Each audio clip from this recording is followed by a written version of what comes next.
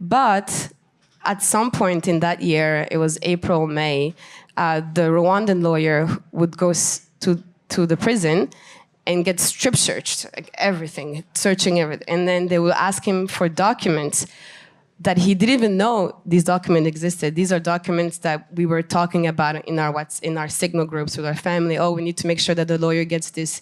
And then we haven't told him yet. And he goes to the prison and the guards ask him like, don't you have a document? And he didn't know what they were talking about.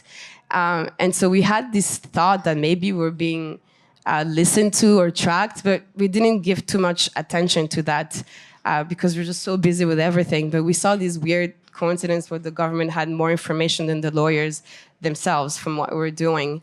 And in that year, Amnesty International came to see my sister because they were doing a research on Pegasus. And Pegasus, if you don't know, is a malware that was created by NSO Group to track. It's a malware that governments are only allowed to buy, and they're supposed to track terrorists. But many governments are using this to track reporters, dissidents, and anybody basically that's against them. You know, like the other ministers spying on this other minister, things like that. And so they looked into her phone, and then we didn't really know what to do, what it was, until later on, a couple months later, we went to the Oslo Freedom Forum, and they mentioned about Citizen Lab, which is this group out of University of Toronto that does digital privacy things, and they look at crypto and they look at different aspects of security. And we went in there, not again taking it seriously, you know, like, oh, let's just go just for fun. And JSR, one of the guys who was there, realized that my sister had Pegasus on her phone, and my cousin, who was living with her, also had Pegasus on his phone. And so it was just a crazy realization that we actually been tracked, and our fear of the lawyers being tracked were real. And so it was a really big turning point for our advocacy because now we had our digital safety was also we're not safe there too. And the government had every information, had from my sister's bank account to her pictures to conversations that we had. They could record everything. They recorded meetings that we had with the Minister of Foreign Affairs in Belgium. They recorded meetings that we had with the State Department. How did you know that they recorded those meetings?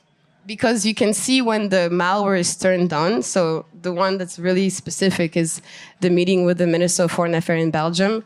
You could see that it was turned on right before the meeting, 5 minutes before the meeting, and then turned off the recording 5 minutes after. So there was, and we looked back at our schedule because, you know, everything was on the calendar when we were doing, and we saw that that was the meeting being recorded.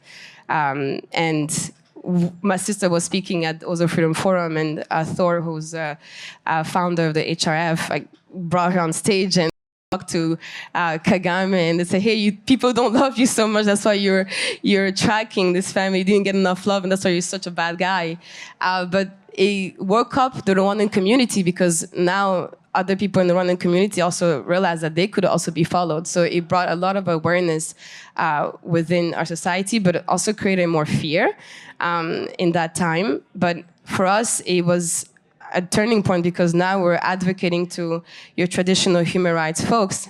And at that conference, I had seen, like when I arrived, there was like a corner with Bitcoin, and me and my sister were so confused, like, what are these guys doing? These are crypto bros at a human rights conference, they're lost. Here we're talking about political prisoners and autocracy. And these guys that were there actually opened their doors, and through Bitcoin and other technologies and ways to, by teaching us how to be more safe in our day-to-day advocacy. So the Freedom Tech movement became a big ally for our work, because they were able to talk about issues that most people don't understand, and this tracking on Twitter and other places had better language to understand this. And the fact that this was so public actually gave us the opportunity for my sister to speak at the House Intel Committee in the Congress. And that big hearing, there was this guy, JSR from Citizen Lab, and a person from Google. And that meeting actually forced Congress to review the relationship with the NSO. And a couple months later, they actually banned the NSO, and there was some repercussions on that. So it was a big moment for us, but also brought our case to a bigger community. And they helped us a lot too, because my dad was still in prison then, and he was freed about a year later.